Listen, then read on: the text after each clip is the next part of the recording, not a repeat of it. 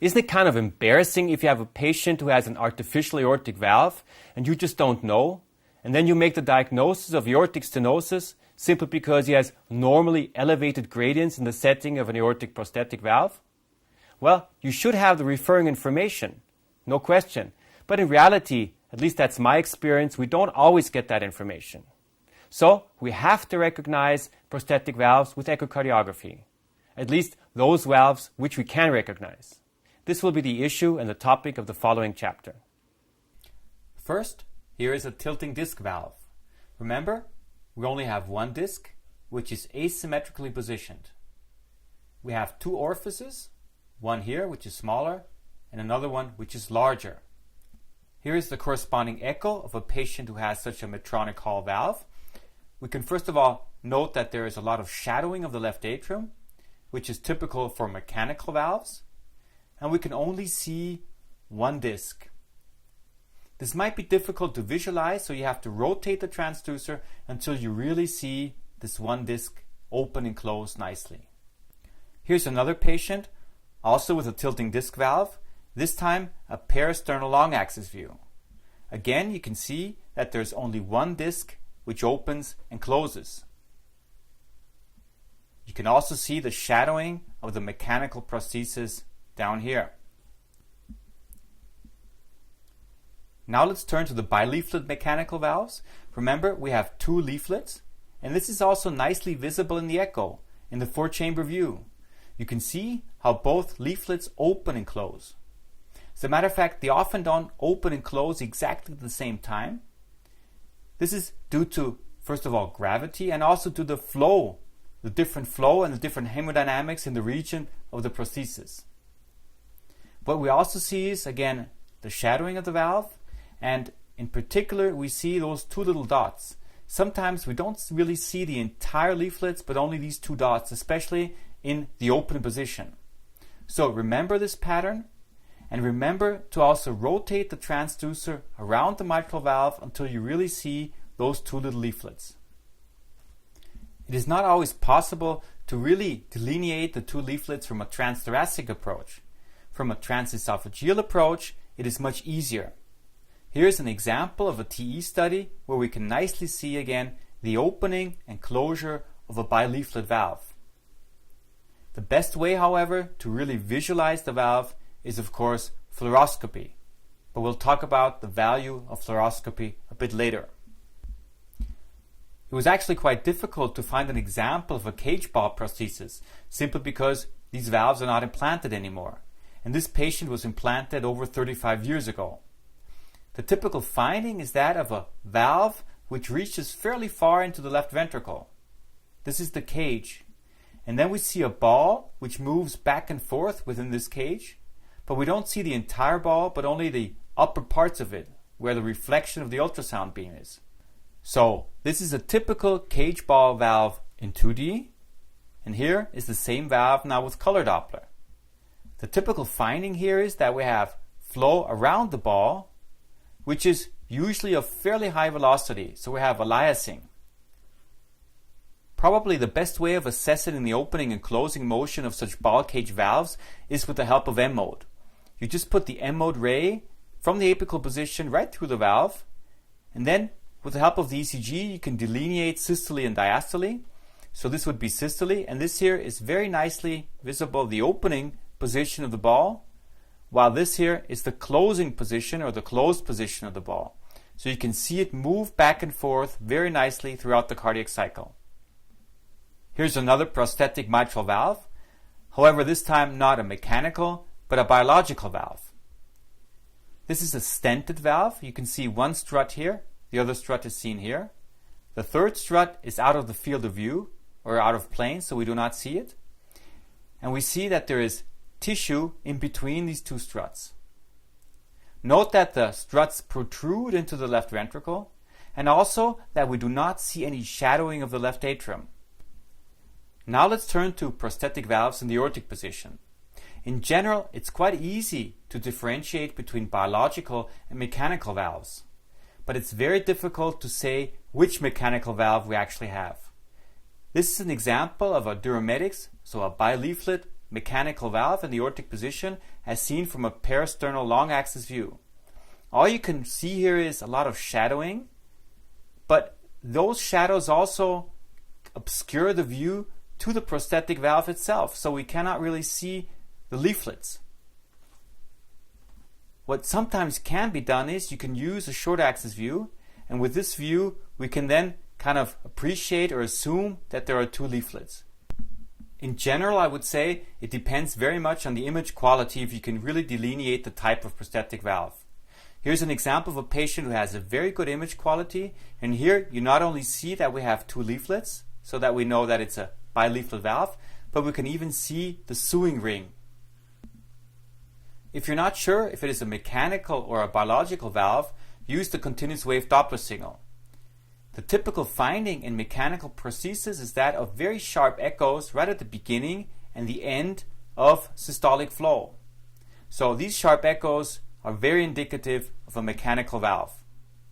However, you cannot distinguish between a bileaflet and a tilting disc valve, for example. And here's another trick. Use M mode.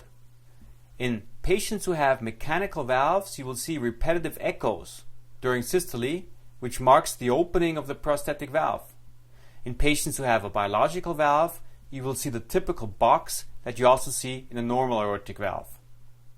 A composite graft is characterized by a mechanical prosthesis with the typical shadowing and the dacron structure of the ascending aorta.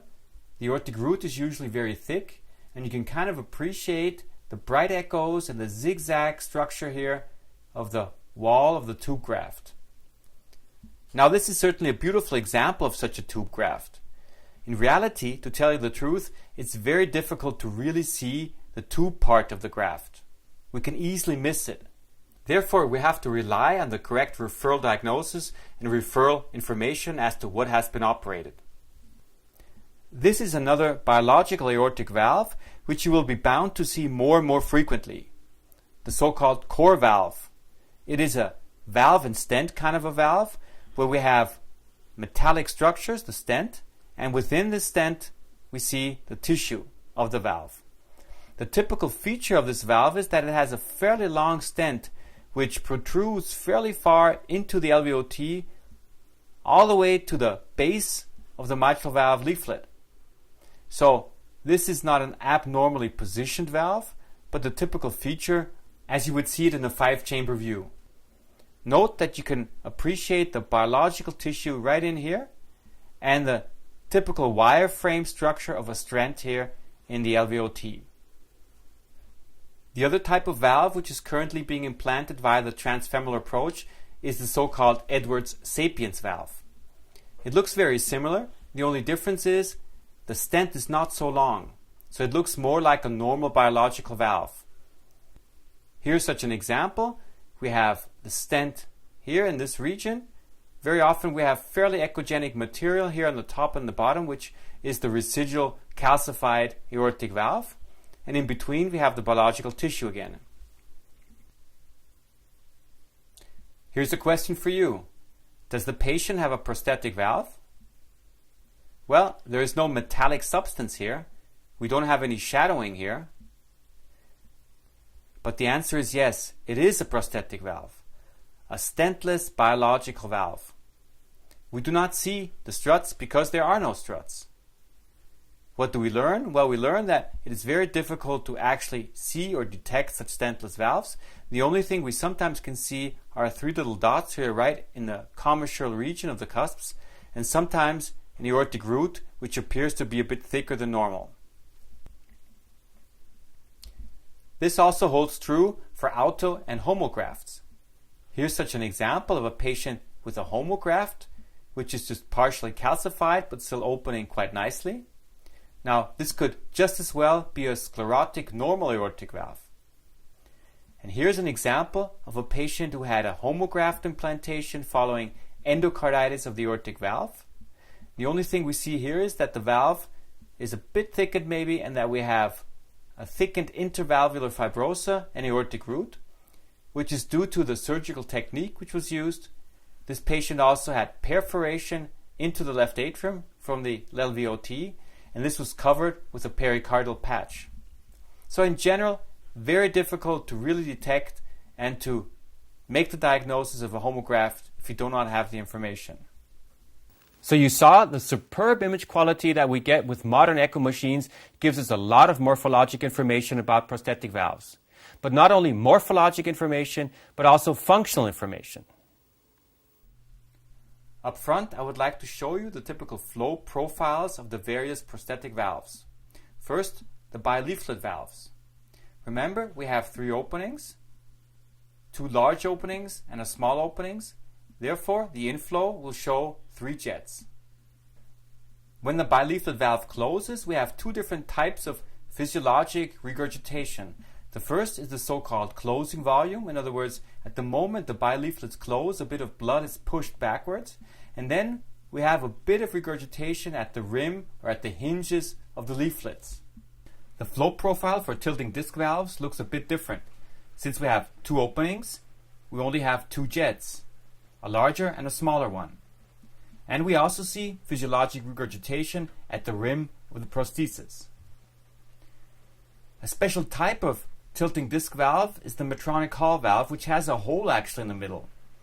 Therefore, we have a fairly large jet passing right through the prosthetic valve, which sometimes can lead to the false interpretation and to the belief that the patient has some form of significant regurgitation.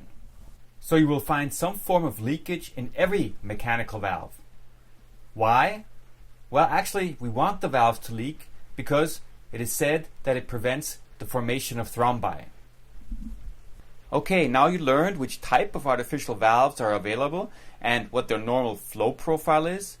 Now it's time to discuss how we can determine with the help of echocardiography if these valves actually function normally.